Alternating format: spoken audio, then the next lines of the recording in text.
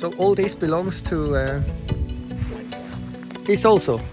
So yeah, this entire midden all belongs to the same species.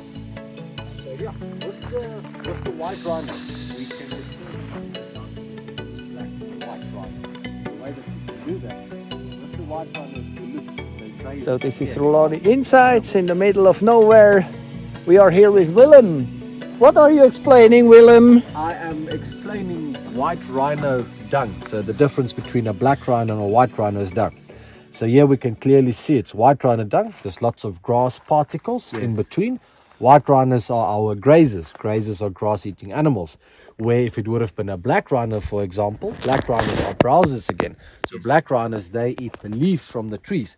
So we would have seen the leaf particles with the few branches, and they chew their branches off on a 45-degree angle line. So kind of when you will take a garden scissor and go and cut your roses for the new sprouts to be able to grow.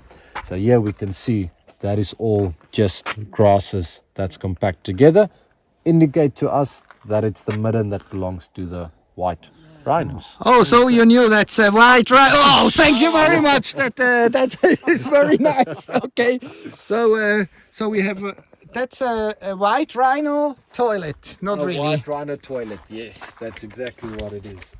Okay, quite a lot of. And what does the rhino do with that? So it's just it's the white rhinos. It's their communication device. So once a bull comes, it might be either a bull or a cow.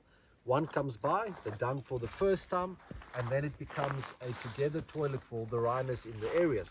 If there's a dominant bull in the area, he will come and he will mark the rhino midden by coming and urinating and scraping as well with his hind legs.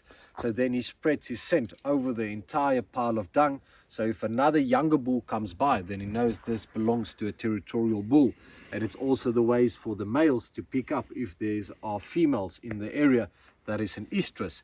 And estrus is the state of form that the female rhino becomes into when she is ready to mate with the bull to be able to reproduce another youngster for us out in the nature bush.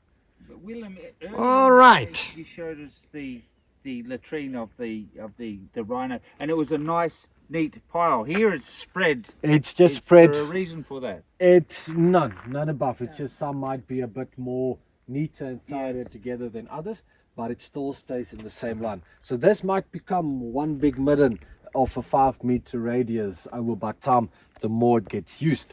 But what I find very intriguing, you see all these small little flies that's flying around in the dung. So those are all dung beetles. So Africa, or in the entire world, we have 1,500 species of dung beetles. Africa hosts the largest population. We host 50% of them. So that's 750 species of dung beetles. So inside of this pile of dung beetles, we will have 4 different subspecies of dung beetles. We will have pelecoprids, telecoprids, endocoprids, and kleptocoprids. So those 4 species. And both an endocoprid can mate with a telecoprid. A telecoprid can mate with a pelacoprid. A pelacoprid can mate with a kleptocoprid. And that's why we have so many different subspecies, because anyone can breed with anyone. And then we'll have dung beetles the size from 0.5 millimeters all the way up to 5 centimeters just in length. So that is why it's very important not to drive over the piles of dung, because then you kill the dung beetles inside.